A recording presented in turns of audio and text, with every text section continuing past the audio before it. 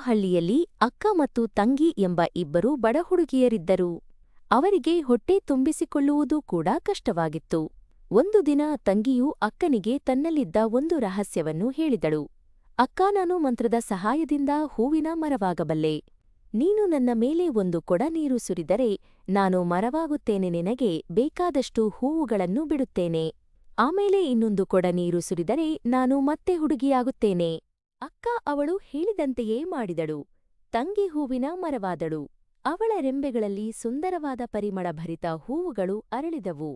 ಅಕ್ಕ ಆ ಹೂವುಗಳನ್ನು ಮಾರಿ ಹಣ ಸಂಪಾದಿಸಿದಳು. ಇದರಿಂದ ಅವರ ಬಡತನ ದೂರವಾಯಿತು. ಒಂದು ದಿನ ಆ ದೇಶದ ರಾಜಕುಮಾರ ಬೇಟೆಗೆ ಬಂದಾಗ ಈ ವಿಸ್ಮಯವನ್ನು ನೋಡಿದನು. ಅವನು ಆ ಹುಡುಗಿಯನ್ನು ಮದುವೆಯಾಗಲು ನಿರ್ಧರಿಸಿದನು. ಮದುವೆಯಾದ ನಂತರವಳು ಮರವಾಗುವ ವಿಷಯ ಅರಮನೆಯಲ್ಲಿ ಎಲ್ಲರಿಗೂ ತಿಳಿಯಿತು.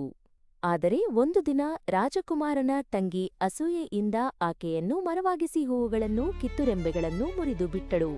ಅವಳು ಸರಿಯಾಗಿ ನೀರು ಹಾಕದ ಕಾರಣ ಹುಡುಗಿ ಅರ್ಧ ಮರ ಅರ್ಧ ಮನುಷ್ಯನ ರೂಪದಲ್ಲಿಯೇ ಉಳಿದು ಹೋದಳು. ಕೊನೆಗೆ ರಾಜಕುಮಾರನಿಗೆ ಸತ್ಯ ತಿಳಿಯಿತು. ಅವನು ಬಹಳ ದುಃಖಿತನಾಗಿ ಅರಮನೆಯ ತೋಟದಲ್ಲಿ ಅರ್ಧ ಮರವಾಗಿ ಬಿದ್ದಿದ್ದ ಆಕೆಯನ್ನು ಕಂಡುಹಿಡಿದು ಪ್ರೀತಿಯಿಂದ ನೀರು ಸುರಿದನು.